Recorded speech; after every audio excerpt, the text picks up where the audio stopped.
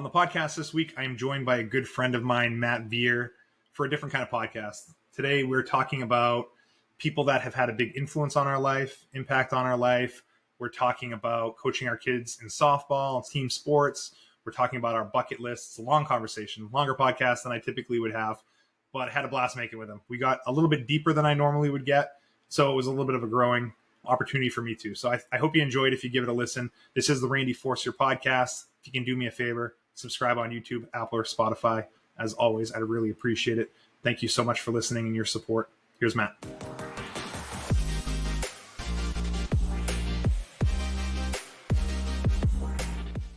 Okay, I'm joined by a good friend of mine, Matt Vire, for his first time on the podcast. Matt, how you doing, pal? First time, feels good. A little nervous. This is big time on the pod here. I appreciate it. Big time, man. I'm glad you made it. We've been talking about it for a while. We were just trying to find the right thing for us to talk about. And I think we have some fun stuff to talk about. Why don't you tell me a little bit about what you want to talk about today? So, I listen to your pod a lot. I like the top 5. I like the top lists you do. I like the guests you have, various industry-related guests that travel outside what people might think you're interested in. But to me, one of the things that I wanted to talk about, and if you're open to it, it seems like you're open to it, would be like some of your biggest influencers in your life. And I'm not talking about Instagram influencers or things of that nature, but like people that have kind of like driven to the bedrock of what make you, like what makes your personality, what makes up your drive, your motivation, things of that nature. And I've always been kind of, how do you want to say it? Not influenced, but, aspired, aspiration, seeing people that have done great things, either coming from nothing or overcoming huge adversities, things of that nature. So, yeah, I mean, if you're willing, let's dive into it. I would love to, man. It's a great conversation to have. One of the things I was thinking about as we were prepping for this, but it was the idea of people that have influenced you in life versus people that have impacted you on your life. And I wonder if you see a difference. I see a difference there. There's a lot of people in my life that have impacted me for moments in time, specific events, kind of led me down my path. And I don't know if you want to go down that route or if it's more influenced people or people that have influence on you, people that have influenced like your personality, some of the things that make you you. I don't know if we have enough room to include both of those things in this little area or if it's really the same thing and I'm just kind of looking at it in a weird way.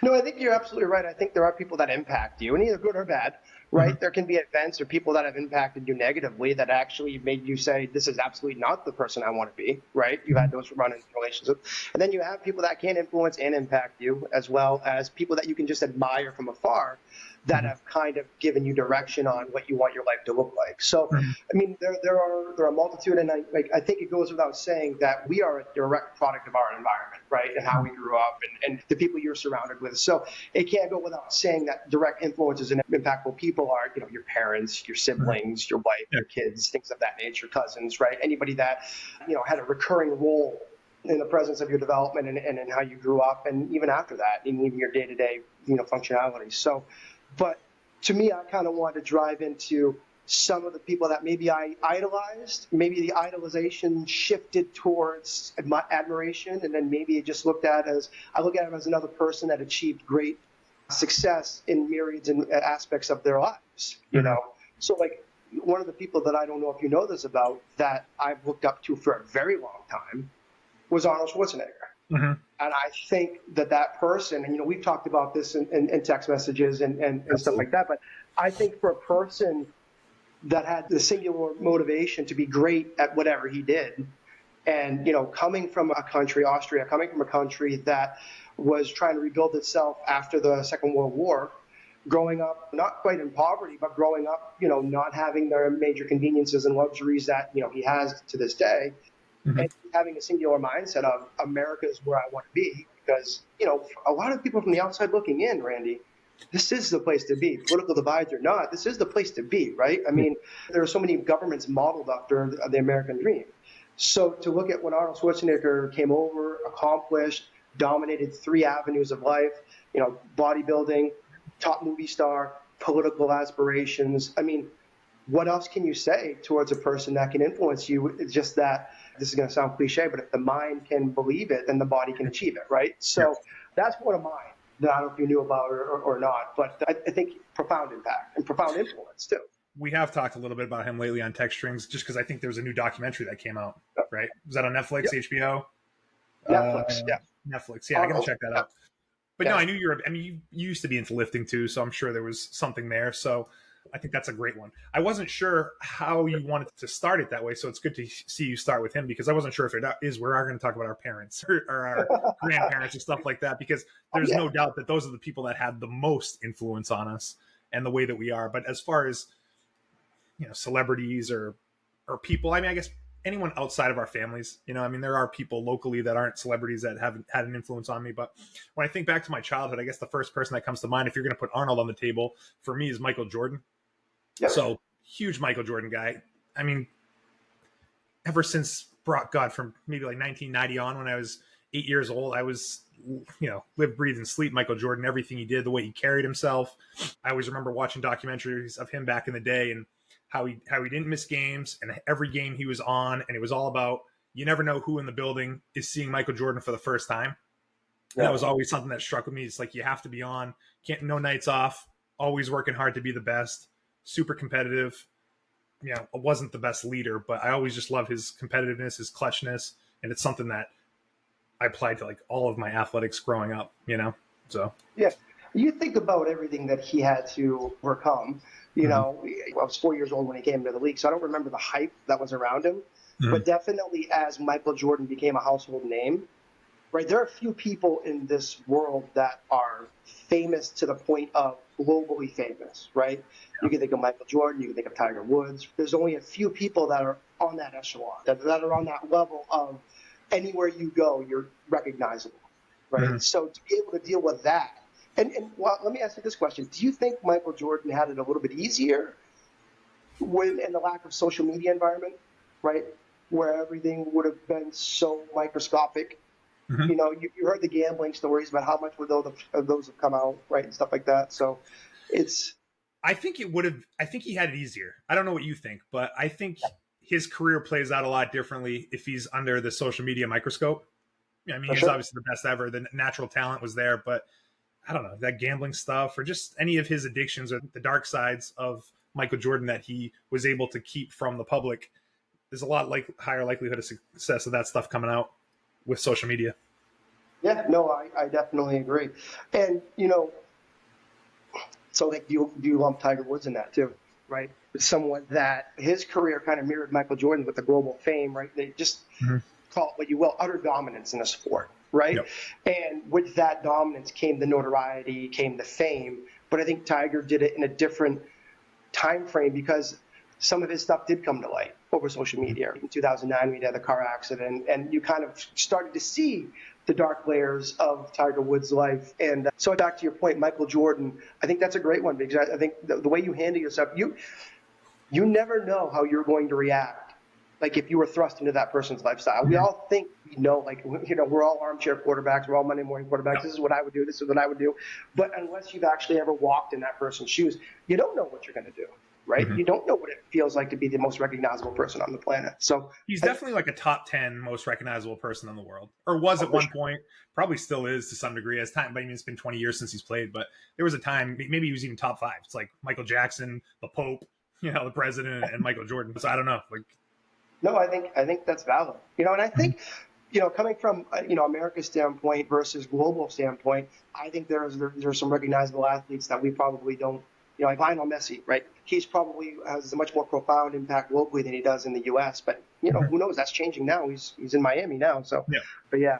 So I think that's interesting. Some of my other ones, you're gonna kind of like, obviously, your parents, right? Your parents kind of mold who you are. I have a lot of my stubborn natures, and I have a lot of my cliches and one-liners from my dad, and then I have a lot of the empathy, and I have a lot of the trying to people please from my mom, and that kind of shifted and molded, kind of a culmination of the two, right?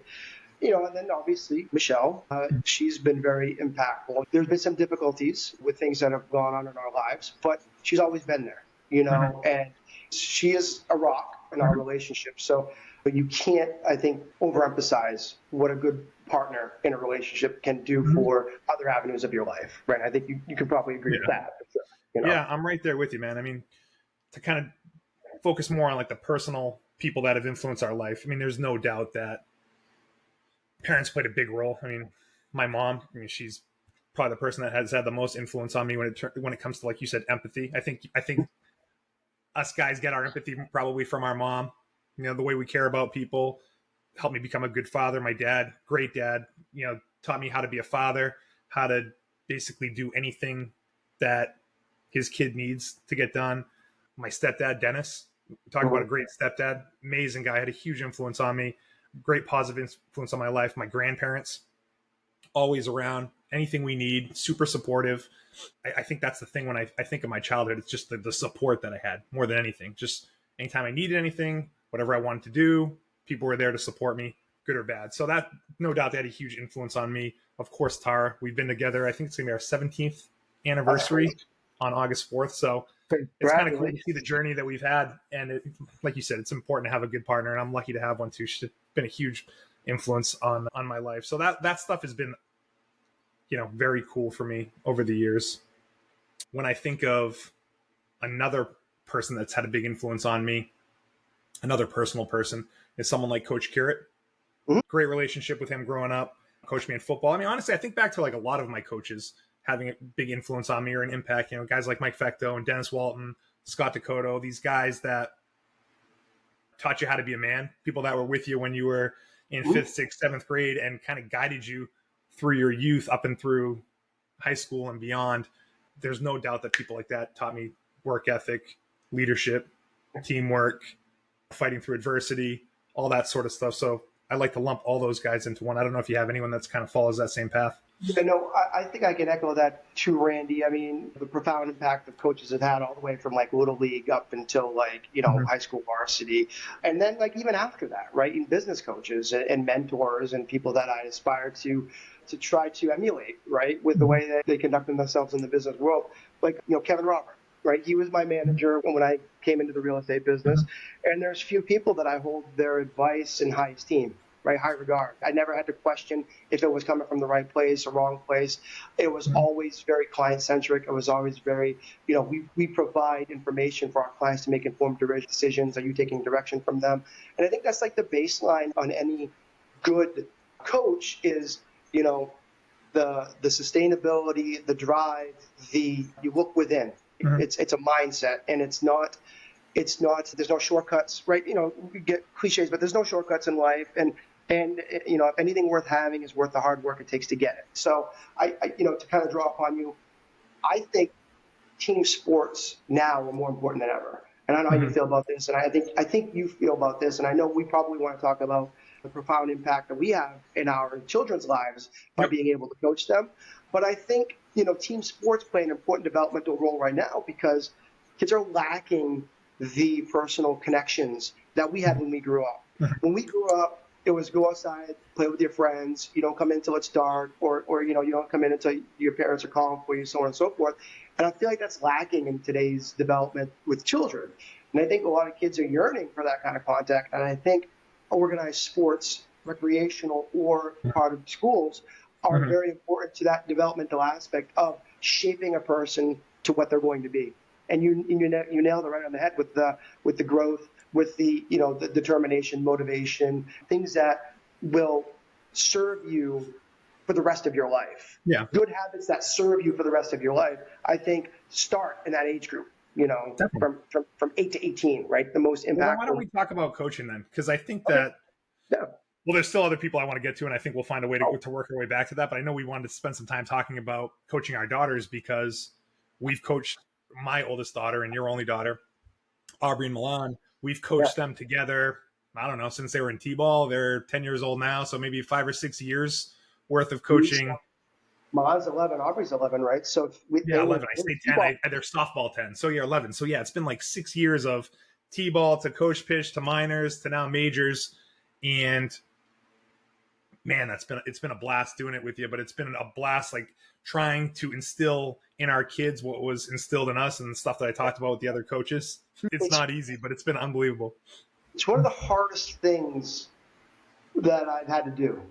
And not hard in a like stress situation, just hard to, well, you know about it. You know, there's all these, you know, are you favoring your daughter? If anything, I'm more hard on my daughter than I am on the other kids. If I tell Milan to do something, that's my dad telling me. So I had to put a rule in, like, I'm not dad at the softball field. I'm coach at the softball field, right? And if I don't know how this works with Aubrey, but if I try to give Milan pointers, she's not going to listen to me.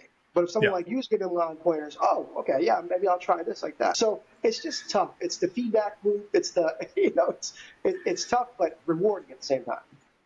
Yeah, there's no doubt there's that thing where it's hard to get through to your own kid and you need someone else. And it's nice that we have each other to balance that off, and the other coaches that we've had over the years, which has been fun. I mean, one thing that I had to struggle with too is just the favoritism piece. Like for me, it's tough this year to make Aubrey pitch maybe as much as she did. I mean, I ultimately thought she ended up being probably the best pitcher on our team, but to do that as also being the head coach is a weird thing for me to kind of navigate through. But end of the day, trying to make team sports, and in this case softball for the girls on the team, a positive experience. What are the things that we always talk about? We talk about listening, we talk about hustling, we talk about the couple things that you can control, which is your attitude and your effort. And it's not about whether you feel the ball cleanly or you get a hit every time. It's just about, it's like an effort thing, and supporting your teammates and having fun. So that's the type of stuff that we want to set the groundwork on, because they have a bunch of team sports ahead of them, but like more beyond that, it's life. It's life. I think what makes it important, and obviously you've heard this saying, trust the process, the results follow, right? Mm-hmm. And I think we're at such an impactful level of creating the process for them, right? Creating the process of learning the team sports, creating the process on what do you do first and second situation, 1 out. Where are you throwing the ball? What do you do if the ball's hit to you? What do you do if the ball's not hit to you, right? Yeah. That's mindset preparation. And I think that's so huge. And that was one of the coolest things, I don't know for you, but especially when we got to All-Stars, that was one of the coolest things to start to see them get it, right? To start to see it become second nature. And some girls advance quicker than others. And I think that's an effort thing. And I think that's the willingness to want to participate. That's the willingness to want to be better.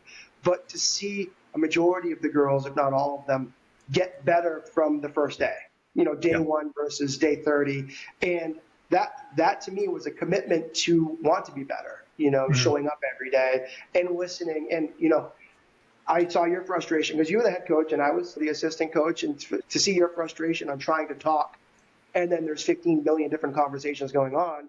Yeah. But I loved it because you called it out. You're like, hey, what are you talking about over there? You want to bring us in? No, okay. How about you? So it's like, but you don't know what to do in those situations, because there's this weird balancing act of like, okay, we have a bunch of 9, 10, and 11-year-old girls. Yeah. But like, you do want to get across that, like, you need to be listening right now. And you don't want to be the guy that's like yelling all the time at the kids. So it's this weird little balancing act. And, you try different things like that with like kind of trying to call them out a little bit, joke around a little bit, but like at the same time, get across that, like, let's go. We have to pay attention here for 10 seconds. That's all I'm asking for. Do you think it's harder to coach in this environment than it was 20 years ago, 25 years ago, 30 years ago? Oh, man, I honestly don't know, because I've heard stuff 20 years ago where, the worst part about coaching is the parents, right? Like that, I think there's no doubt about that. I mean, I've heard that from plenty of people.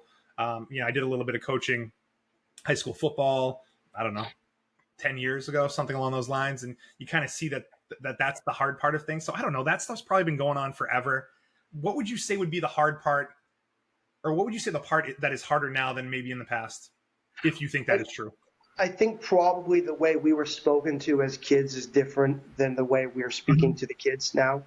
And not that that's better or worse, but I think, and I can just draw from my experiences, that our coaches probably spoke their mind a little more unfiltered than and again, it's tough to navigate because, different kids have different sensitivity levels, right? And you don't know how someone's going to react. And I think it's more viewed now in today's public to like not come down on somebody for not participating or not trying and stuff like that. And I get it. The question is, what's the why for the kid wanting to play sports? And then we can kind of derive how you talk, right? Is the kid kind of interested at this point, but wants to know if it's fun for them? Or are the parents just saying, I want you in a sport, pick one, and then they're just kind of showing up, right? Just because their parents are making them. Yeah. And there, you have to believe that there's still some of that out there, right? That there is still, and to be honest with you, I don't think that's a bad thing. I think encouragement from parents to get out and playing sports in an environment where that's not a given. So like when we did Little League, I mean, we talk about this all the time. There was East Biddeford, there was West Biddeford. I think there were 6 teams in each one. you talk about the number of kids on the Little League team, and we talk about this all the time, participation rates. And you probably know this. How many girls were there in softball this year? And then you watch the number dwindle down as the kids get older. And we're talking about having enough girls next year for one, 12U team, but hopefully two, but we don't know. Yeah. So I feel like when we were playing Little League, probably 12U is the equivalent of, there was 12 teams in Biddeford. Yeah. So to the degree of emphasizing parents to encourage their children to try team sports or individual sports, not for the accolades, but for the process. Yeah. It's the process of developing. The friendships. I mean, all my best friends, or most of my best friends, are people that I played sports with. Every single sport. Spent the summer baseball practice and the end of summer in double sessions and basketball in the winter running around from gym to gym. So, yeah, the friendships alone are worth it. Never mind all of the habits that you build for when you get older. It's interesting about the enrollment stuff. Part of me wonders how many kids there are locally versus back then. Yeah, I know there's lacrosse now. That's a thing. And there's a lot more kids doing travel basketball or focusing on hockey year round. So there's a little bit of that, but it is weird to see the numbers be where they're at this point. It's so and maybe it has to do with the sport too. As I feel like when we were growing up, there was 4 sports. There was track, you had hockey, basketball, football, baseball, track, and then soccer, right? And then a couple other extracurriculars that you could do. Now I feel like there's way more opportunities out there. You have lacrosse. I think field hockey was always that's part of it. Yeah, field hockey is a fall thing, but I'm sure there's a travel team somewhere where some girls are playing that instead of softball. Well, I was going to ask you, what are your thoughts on travel teams versus kids being more well-rounded and playing multiple sports? I was talking to someone about this weekend, and it is such like a little bit of a catch-22 because you do want your kids to play multiple sports to get the well-rounded thing, but if they don't specialize, at least to some degree, they're behind the people that do. So the guy I was talking to, his kid doesn't play basketball anymore because he's not able to do all the travel basketball teams, and he's just so far behind the people that do that it's not even worth him to do it anymore. So I don't know if it's a thing where you don't specialize in just one sport year round, but maybe focus on 2. I actually want Aubrey to consider doing travel softball because I do think it would help take her maybe to the next level or improve her game for next season. But I don't know that I would want my daughters to just focus on one thing at this point in their life. Right now they all got like 3 or 4 different things going on, but maybe at some point it's 2 or 3, and then maybe in high school it's 2. I don't know. Yeah, and I've heard from multiple interviews. I've never spoken to college recruits or college head coaches, but I've heard from multiple head coaches that they'll only recruit athletes that are multi-sport athletes, just because of the development of other muscles, the development of other, utilizing different hand-eye coordinations, different coordinations that you benefit from being a multi-sport, athlete than just being a targeted single sport athlete. But you're absolutely right. You're going to be so far behind somebody that does it 10 hours a week than if you're doing it 2 hours a week, right? And then you're going to be that far behind exponentially if that goes on for a year, 2 years, 3 years, almost to the point where does it not make that sport fun because you're not competitive at a level that your peers are around you, right? So it's a balancing act, yeah. Right? And I don't know the right answer for it, but I'm of the mindset right now with my kids being 6, 8, and 11 to encourage them to try as many things as they want at least once. And then as they get older, start taking things away. I think we might actually not do dance anymore for our girls. And that's been something they've been doing for 5 or 6 years now. So I don't know. That's not definite. But I'm going to edit this out actually. But you know what I mean? Like that's what you add things and then you minus other things and then we'll just kind of see how it evolves over time. Yeah. Yeah. Do you want to segue into another person? I do.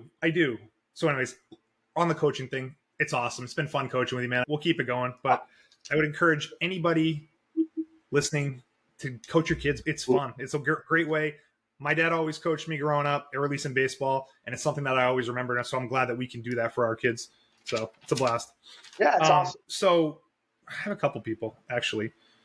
There's this one person. I think I told you about him before. His name is Wes Cook.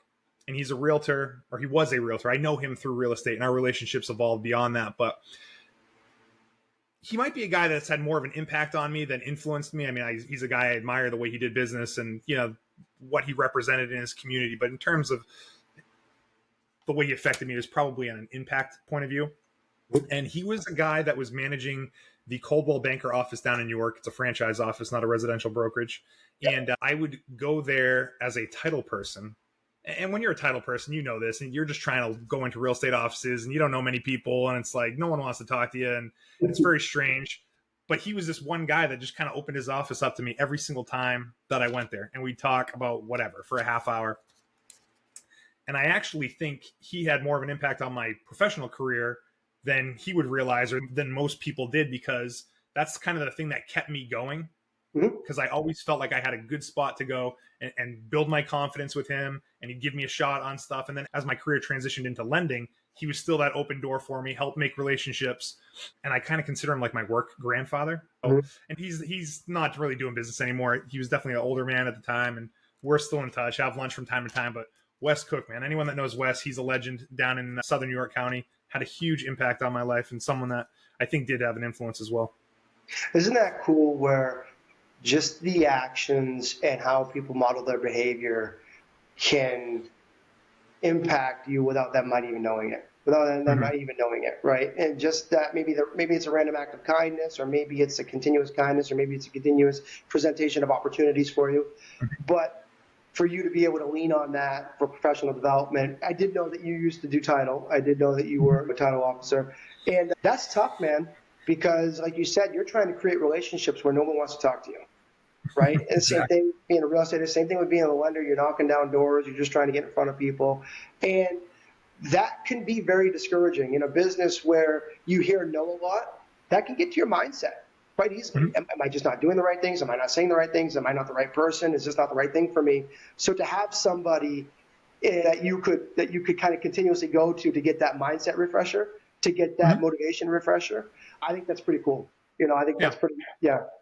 And I've done loans for his kids. I've done loans for his grandkids. I mean, it was at his retirement party. Again, we definitely are in touch. It's a little bit of a bummer. COVID over the past few years was tough to stay in touch, but huge impact on my life, like I said. But I think it created this thing in me where I would want to do what he did for me to other people too. So I try to pay it forward when I can, give people opportunities when I can, give them the time of day when I can, try to be that person that is a friendly face, someplace that's comfortable for them to stop by when they need that pick me up, when they need that refresher, like you said. So that's been cool too. Randy's filling the karma bank. Yeah, exactly. So big karma guy. I'm going to shift to another famous person. Okay. And it's someone that might come out of left field for you. George Carlin. You reference him a lot in conversation, so. I do. And George Carlin, to me, was the first person that kind of demonstrated that you could joke about serious matters, right? You didn't have to always take yourself so serious. You could joke about it, but in the joke, you could cut to the issue, right? And I don't want to get political. A lot of his comedy was on politics. A lot of his comedy was on religion. But I think the same still applies today, where you can look at something can be funny and serious at the same time. In my opinion, and something can be two things at once. And I think in a society where we tend to overpolarize things, I always look to George Carlin to just like see the humor in any kind of situation. And it does demonstrate he was highly aware and he was highly informed. And that's another thing to admire, to kind of strive for, is to be aware and informed instead of making an opinion that's like ready, fire, aim. Right? You should aim before you fire, but it's like you should have all the facts before you form an opinion. And I think we're very, very quick to have an opinion before we know all the pertinent facts. And I think for me, like just watching all of his specials, watching YouTube, watching his comedy. I mean, I remember watching HBO specials. My mother would probably kill me for saying this, but I'm 13, 11. George Carlin had 5 or 6 HBO specials, and I was watching them when they were on live on HBO. 13 years old, watching it in 1993. I'm, 9 years old, and it was awesome. And he did cuss, right? You got over that, but it was well placed profanity to kind of drive the point. But also, what I picked up on him is the dedication to his craft, because he was a wordsmith, and he did not use too many words or not enough words to describe the joke that he was getting towards. It was the perfect amount of words. And he had his act dialed into the memorization and the dedication to be that prepared. And that's not lost on me either. So George Carlin was definitely a good impact and influencer on, it's that adage, anything worth doing is worth doing right. And if you're going to get up there and you're going to perform and you're going to have a topic, you better be informed and prepared, because there's no redos. There's no redos if you mess up, so. That's such a good one. I mean, you're a little bit older than me, not honestly, not that much, but I think George Carlin had less of an impact on me. Yeah, I wasn't watching those specials when I was probably in 10 or 11 years old. So I feel like I missed peak George Carlin, but just never went back for it.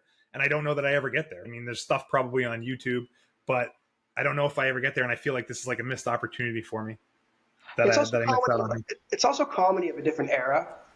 I think it still speaks well. I think it's aged well, but he did talk to political events that are happening at that time frame. So, like Bosnia, stuff like that, right? Like people aren't even know what Bosnia is, right? But, I think he spoke to things that were going on in that environment. But I think he also had the great way to generalize things and bring things together with everyday nuances and funny things that you can look at it in my life. I'm like, that's Seinfeld's another one, right? The way to identify daily things that are just, if you stop and look at it, that's pretty funny. It was inconvenient, but it was funny, so. Yeah. That's awesome. Okay, got a couple more. Yep. We got a few more minutes. So the next one, it's obvious, but I feel like I need to say it because it's the reality of the situation. And this Tom Brady, Bill Belichick two-headed monster for me, because those people have been in my life in a very important part of my life, from when I was 18 years old till freaking 40 years old, and then Belichick's still going. But like two people that in my mind did things the right way. They were all about excellence, dedication to your craft, like you mentioned. So it's like, I don't want to elaborate on it too much because I feel like I talked about Tom Brady a million times on this, but there's a lot of times, at least in the office, we joke around and it's like, what would Bill Belichick do in this situation? What would Tom Brady do in this situation? I think that's a sign that those people have had a lot of influence on you, because when you're in a situation, even if it's in a joking kind of way, you think about, how would Tom Brady handle this? Well, Tom Brady would say this, even when you really want to tell someone to F off, and it's like, you talk about like saying the right thing, handling yourself with grace, adversity under pressure. So needless to say, I'd be remiss if I didn't say that those two guys had a big impact on my life. So Tom Brady's on my list. And you know what? I think that's a foolish debate, Tom Brady or Bill Belichick. I don't think you have one without the other. I think Tom Brady had a profound impact on the way Bill Belichick coaches. And I think Bill Belichick had a profound impact on Tom Brady's performance. And I don't think Bill Belichick doesn't have the 6 rings without Tom, and Tom doesn't have the 7 rings without Bill. And like you said, the work ethic, the drive, and just the behind the locker room conversations that they've had. They want to be better, not wanting to let the other guy down. And then imagine this. So does Bill Belichick have a system to buy into if the best quarterback in the world isn't the one that's showing up first and leaving latest, right? Does Bill Belichick have that system to buy into if Tom's the one spending the most time watching film, right? Here's a guy that could have rested on his laurels. Here's a guy that could have coasted. And he could have, nobody would give him a second look if he decided, I'm not going to work as hard as that guy because I've earned my right to not work that hard. He doubled down, man. And the discipline that Tom Brady had, I mean, the guy drank alcohol twice a year, right? The Kentucky Derby and like measure. He always had that glossy-eyed look on the Kentucky Derby night. He'd go to Kentucky Derby during the day and he'd fly to Vegas, I think, for like a UFC fight that night. And you look at him and he's all messed up in the crowd. But yeah, he had every day mapped out to start the year in terms of where he was working out. Like if he's going to be in Costa Rica, because I think he went to Costa Rica a lot in the offseason. It's like he had his workout plan here. If he went to his ranch in Montana, it's like, who's coming here? Who's working out with me? I think he's the epitome of discipline, especially to do it over the length of his career. I don't think the average person can understand the level of dedication and discipline that it takes to achieve that, not only dominate at that level, right? Not only to be a quarterback in the NFL, but to be the best for the longest period of time. We'll never understand that. We'll never understand what it takes every day to do that, No. So I think that's a great choice, Randy. I think that's a phenomenal choice. Do you have any more on your list? I have, maybe I have some honorable mentions. Okay, what do you got? I do want to talk about some authors that have impacted and influenced my life. Love it. Tony Robbins, Awaken the Giant Within, Mastery. He's a great author. And I think he is I don't want to say he's the pioneer in mindset self-help books. I don't want to call it self-help books, but he is the guru of mindset and very stoic message. Kind of what you talked about before, you can only control what you can control. And basically you can control how you react to things, right? And you react to a piece of information. Are you going to let that bring you down all day? Or are you going to mull on it for a few seconds? Or are you just going to say, yep, okay, I can't do anything about it. I'm not going to let that mess my day up, so. Did I ever tell you that I saw Tony Robbins in person? No, I don't think we've talked about that. So me, Chris, and Bry went to Las Vegas, maybe our second year at NORCOM for mortgage conference, and they always bring in big speakers. George W. Bush has spoken at it, Magic Johnson, just a million famous people. But the year we went, Tony Robbins was the keynote speaker on this thing. And there was other guys too that I was interested in. They were all great. But Tony Robbins, I did not have a relationship with before this thing. I'm like, Tony Robbins is this weird looking dude, kind of a cornball. It's going to be, whatever. I'm not looking forward to it. I left that session because one of his normal sessions, it was 2-3 hours long. It was very long. And I left and I was like, it's the best thing I'd ever seen in my life. Mm-hmm. And then I kind of got into Tony Robbins. Yeah, he has a documentary on Netflix and I've listened to some of the audiobooks and he's not on my list. And it's probably more just because I kind of spaced on it. But dude, he's legit. And he's a little bit corny and maybe he's not for everyone, but I left that thing. Felt like it was like a religious experience. Yeah. And Very cool. He can capture a room for sure.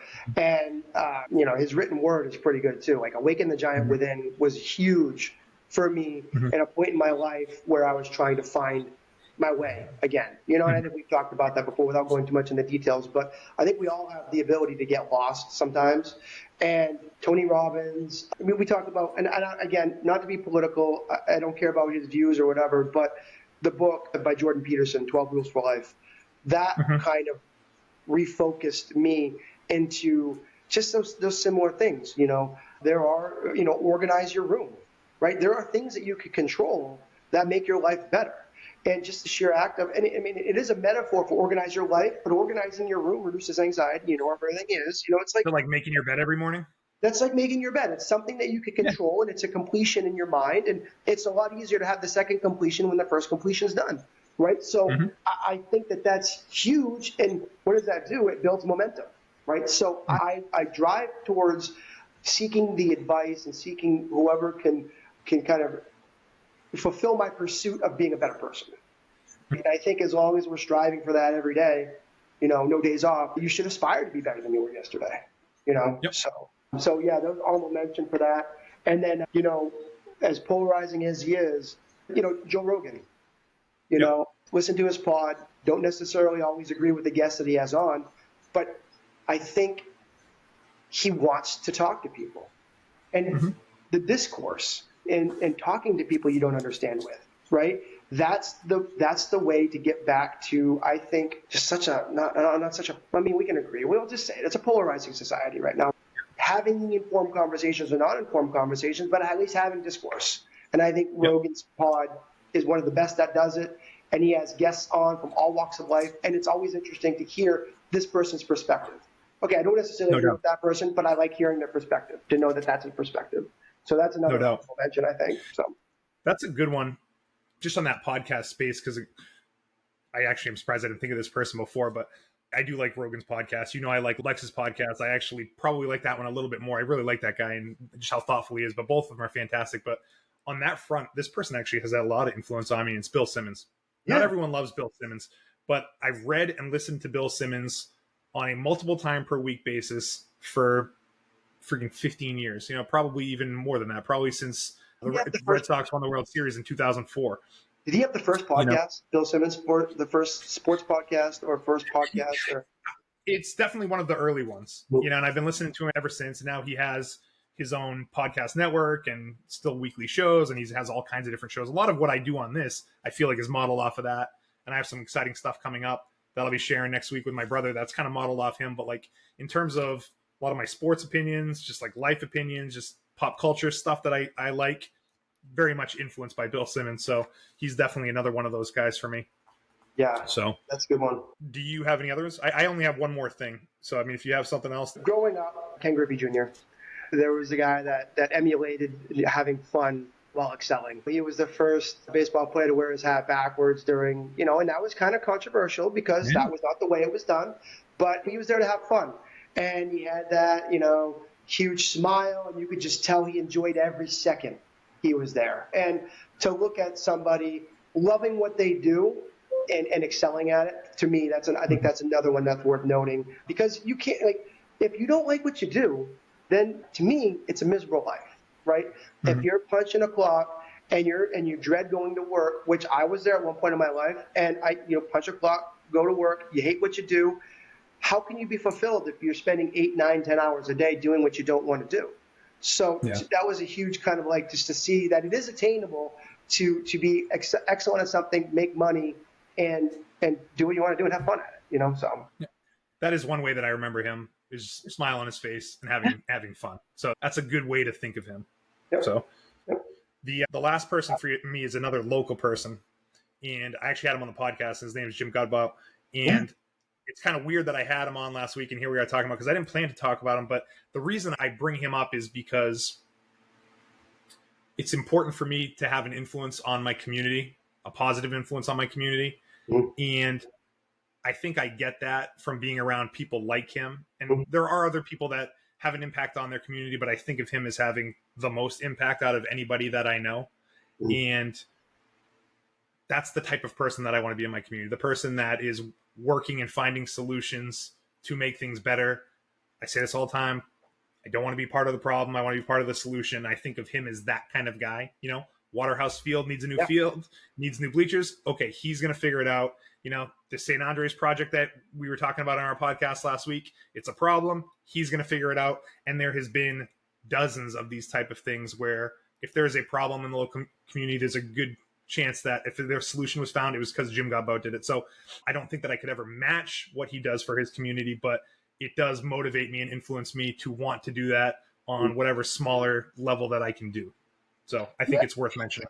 I think that's cool. And for a local guy, he's no longer with us, and he would have never known that he had this impact on me. I don't know if you remember Ronnie LaFlamme. Definitely. He did some work for me. Awesome, dude. Ronnie never had anything bad to say about anybody. Mm-hmm. And every time you saw Ron, he was in a good mood. Every time, hey, Matty, how you doing? And it's like, there was a time period when I would go to the gym, and Ronnie would be there every time at the same time, and without fail, hey, Matt, how you doing? How's the battle? How's the battle going? He's talking to you. You're talking about what things are going on. Always upbeat, always positive. Mm-hmm. And you just kind of look at it. It's like, here's a guy that was working around in a crawl space, all dirty and filthy, and he's loving life. He's enjoying what he's doing. And he did have an impact on me just from a standpoint of just be nice. Just always be a nice person. Be someone that if it's negative, don't say it. There's nothing beneficial from talking bad about somebody or saying something negative. So Ron was a really cool person to kind of talk to and know, if you knew him. So the way I remember him was I had some apartment buildings when I was in my mid-20s, and I'm learning stuff. I don't know anything, but I'm also building relationships with people like him, electricians and plumbers and all that stuff. And he was the guy that my dad, I think, connected me with to come do some plumbing stuff. And here I am, a 20-something-year-old kid that doesn't know anything.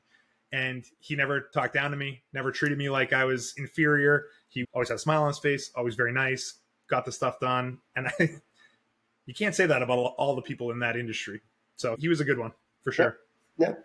So do we have time for what we talked about before, the left field conversation real quick? Let's do it, dude. We're feeling it right now. Let's keep it going. I got a whole bunch of things for this. So this might actually be a 2-hour pod. This might be a Rogan podcast length right now. I'm game. Let's go. Extended pod. No, this is going to be the pay-per-view, right? This is the pay-per-view portion. So if you've subscribed to Randy's pod, you get to see this extra content. Yep. This is it. Yeah. I talked to you earlier and I said, you've accomplished so much in your life already. It's very admirable. And what's left? What are bucket list items? What are things you'd like to accomplish? And what are things that you'd like to check off that you could say, yeah, I did that. I completed that. Mm-hmm. So I think it's a great topic. Honestly, I feel like it should be its own podcast, but we're going to talk about it and we're going to hammer it out. So, man, where do I even begin? Because I think a bucket list for me, there are things that I want to do. There are events that I want to go to, and there's traveling that I want to do. Mm-hmm. And Mhm. For me, it's funny how even in the influencer conversation, a lot of the people are like athletes, sports people, but there's a little bit of celebrity people there, comedian people, local people. But it's like, I think both of us, sports has been a big part of our life growing up. So some of the bucket list things for me, and these aren't like the best things, but these are things that are on my bucket list. And I would love to go to the Masters as a thing, as like an event, because I like to just check off like having done that and experienced that. And I think you would want to go to the Masters too, and Super Bowl. So to enter into this conversation and get two of the less big things out of the way, like I would like to go to those two sporting events, and then also the Olympics if I could. So as far as sporting events go, I took it to the next level. I said I wanted to play Augusta National. I don't want to just go to the Masters. I want to play Augusta National, which is I'll caddy for you. which is never going to happen. That's why it's got to be a bucket list item, right? No, but yeah, no. So time out. Should bucket list be attainable, or is there tiers to your bucket list? Is there like the shoot for the moon? It's like, oh, I want to be president of the United States. I mean, honestly, I feel like I have a better chance of being president than you playing at Augusta National. Honestly, that's probably the only shoot for the moon one.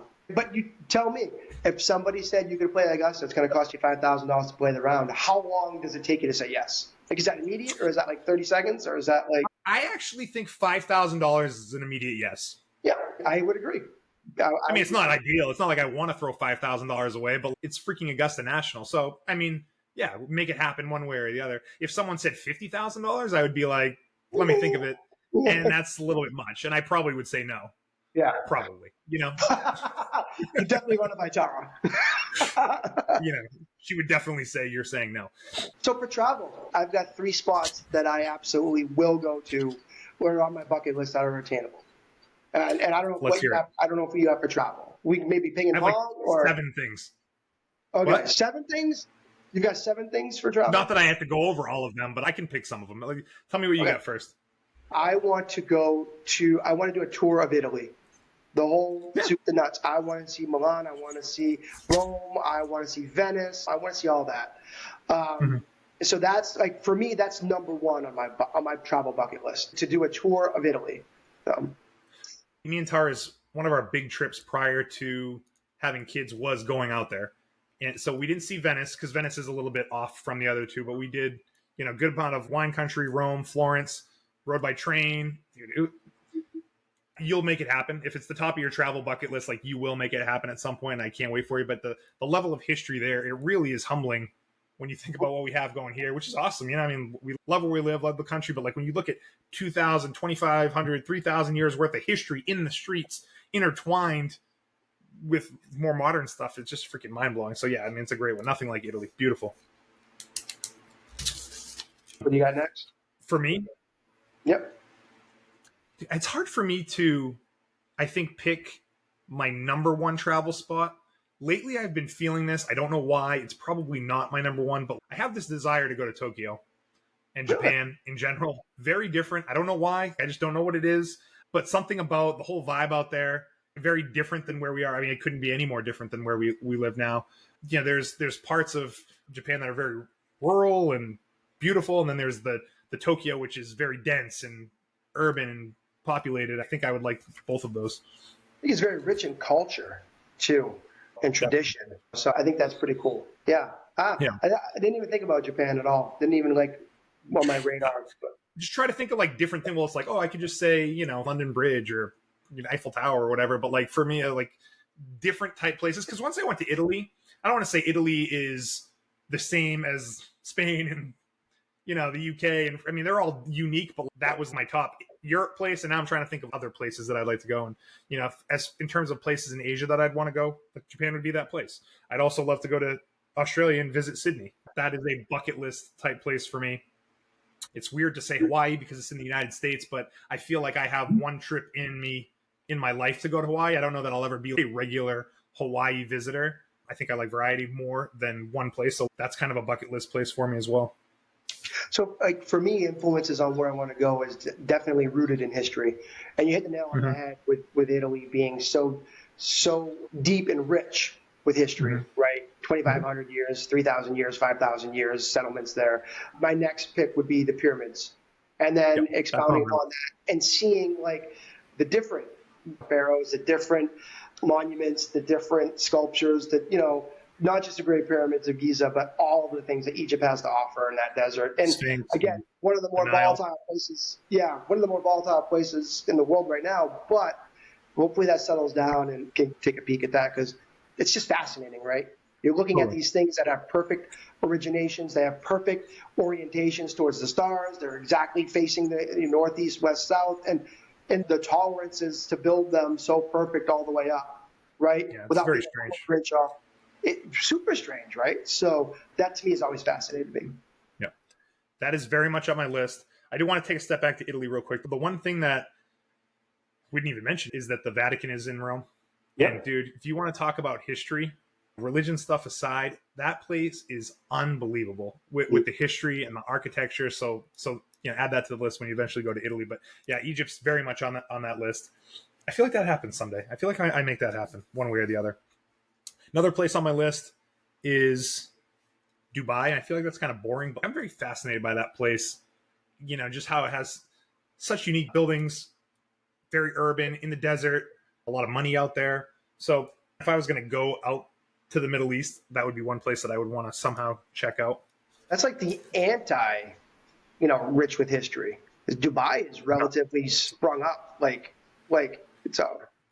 Past 20 years. Yeah. I think if you looked at skylines from like 2000 and 2020, it's yeah noticeably different. I mean, there's probably a lot of history. You don't go there for history. Yeah. You go there for advances in buildings and technology, and it feels like very next century, right? The next day, it's like advancements. That's cool. I think I'd like to see that. Yeah. On a different way, another one, if you want to talk about history, I don't know if you've ever considered Machu Picchu. I have. My brother and his wife actually went down there and had an amazing trip, in Peru. So that could be one of those bucket list type places. A ton of history down there as well. The fascination of them building pyramids in Central America, South America, Egypt, it's like what, again, you mentioned something about conspiracy theories as a potential topic, and it's like how that's our next podcast. Yeah, how are all these pyramids getting built in relatively similar time periods, thousands of miles away from each other, with no ability to talk to each other? This is what we're doing over here in Machu Picchu. Why don't you guys try it out over here in Egypt? It's like, yeah. So it's obviously aliens. So I mean, no beating around the bush. I mean, it's just is what it is. Insert that guy with the meme now, aliens. With the big hair. Yeah, that guy. I know that guy. I am going to do that. Yeah, it's obviously aliens. So, anyways, a couple other things. Tell me what you think of this one. I want to take an RV trip across the country, which I think would be a ton of fun. Awesome. Yeah. Yes. That's going to happen someday, dude. We talked about doing it in like one of the next few summers, but then we have all these sports things. So I don't know if it's like a me and Tara thing. It's really hard to do us and the family. I don't know, but it's there. It's very much there on the list. You know what? I love that. And that turns the trip into the destination. And I don't know if you're like me, but every time we go to Bar Harbor, right, we always take that Stockbridge Road, and you have to have the observation deck on the top of that. Every single time we say, oh, we'll stop there next time, but you're just trying to get to your destination. You've already been in the car for 2.5 hours. You don't want to stop. You don't want to make the trip any longer. So I feel like you don't stop there unless you force yourself to stop there. But RVing across the country makes the trip the destination, and that's cool. Rick Gould and Lori Gould, they're always like, I kind of live through their eyes, like, Jack's up, Jackson, Mississippi, Jack's up. It's like they're just driving, living their life. And I think there's a lot to be said for that. And you get to see different cultures, you get to see different parts of the country. And, the country itself, the differences in the people in the country itself, I think are enough to just be like a motivator to like get out there and see the world, see the country. So I think that's awesome that you said that. Our country has a lot of unique different areas to it, and it's worth checking out. We're going to go to Nashville in the fall, and that's not like a bucket list trip, and I don't think there's maybe Grand Canyon's a bucket list type thing, maybe, but like I don't know that there's a lot of like one place stops in the United States that are truly bucket list, but I think collectively visiting a lot of them through RV is bucket list for me. So you have not seen the Grand Canyon? Not seen the Grand Canyon. Phenomenal. Yeah, it's awesome. I don't think that's too far down the list, too. I think we want to get the kids out there to see it as well at some point. I think go to like Sedona in Arizona. So it's on the list. But So Anything else? Any other things come to mind? I mean, I have a few other things, but I got some honorable mentions. The Great Wall of China would be awesome to see. Just anything that you can marvel at the complexity on the creation of it, right? Stonehenge, right? The catacombs of Paris, right? And I crossed off one recently. I didn't even know how much I wanted to go there until I went there. Was Washington D.C. I think Washington D.C. was phenomenal. I didn't even know I wanted to go there so much until I went there for the first time. Ton of history, man. For the United States, that's the history, man. All the founding of our country, it's all right there. Yeah, and interestingly enough, Boston has a lot of that stuff too. Boston is so rich with history. So. Is that it, Ren? One thing, when I think of like the most unattainable thing on my list, I actually have like a little note thing in my phone for my bucket list, and I've had this on there for a while, and I do want to run a marathon someday. Yeah. It's almost like a thing I just want to say that I did it. I feel like my body was not made for distance running, but there's plenty of people that bodies are not made for distance running that have run marathons. And I feel like that is a thing that I want to do at some point. Yeah, I think any reason why I haven't done it yet is just an excuse, but it's something that I keep in the back of my mind. And if you want to ask me about an athletic achievement on my bucket list, that would be it. So I did consider that, but I only wanted one athletic achievement on my bucket list. And mine is single-digit handicap or scratch golfer? No, single-digit handicap, baby. You know me so well. Single-digit I'm so far awesome. further away than I am closer. But yeah, like golf is the continuous measure against yourself and the battle against yourself to like, okay, what the hell did I do wrong there? How come I'm like, to me, and I talked to a couple of people on this, and for people that take up golf at a younger age, it seems easier for them to ball strike consistently than I picked it up later in life. I didn't swing a golf club or even go on a golf course until I was like 25. So for me, I'm still struggling with the consistency of ball striking. And I marvel at those that can consistently ball strike, and it's nothing for them to put up a 73 or a 75. Like Josh did this weekend. Yeah, last weekend. I heard. It's like everything would have to be going right for me to hit an 80. And I'd be to get into the low 70s, it's like you have to just get actually very lucky, like 6 times. Yeah. So single digit. It's not easy. That would be a hell of an accomplishment. I don't think I'm going to achieve it, Randy, until I'm retired or semi-retired, just because that just takes you got to hit a lot of balls and you got to play a lot of rounds, I think, to get to that. And it's harder to go from a 10 to a 5 than it is to go from a 15 to a 10. It's like probably 10 times as hard, right? Because now your margins are so much lower, right? There's so much less can go wrong. You just got to get to a 9, though, brother. You don't got to get to a 5. You just got to get to a 9. Let's go. I cross my fingers. You got this. Hey, a couple years ago, I think there was a thing where you said you were going to be a single-digit handicap by a certain time, and I put my money on you. We're not there yet. I lost that money, but someday. I did make a bet with a fellow friend of ours. I lost that bet, and I did pay him.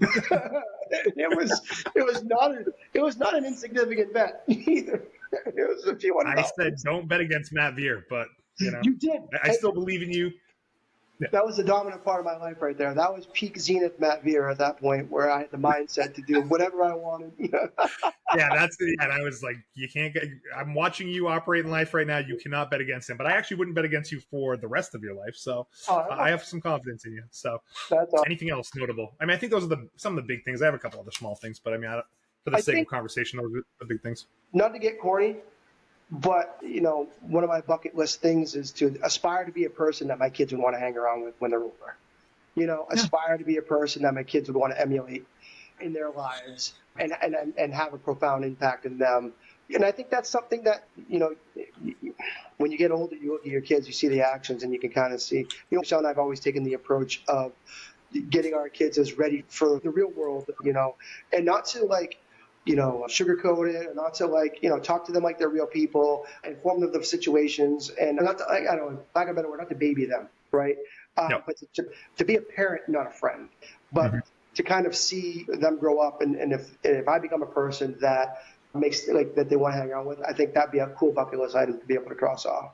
Yeah, the type of family that your kids want to come back to in the holidays. and when they have time off and that sort of stuff. Yeah, for sure. I think that's a good way to end it, man. I feel like we could do a whole podcast on parenting, and it was fun kind of talking about all these different things today. So, is this a record? You think length? we nailed it, man? I thought we nailed it. Is this I thought that was fun. This is a record length, Randy? Is this Dude, we're at 103 right now. It's close. You know, Yeah. we're getting into professional podcaster territory with the hour plus. So I love it.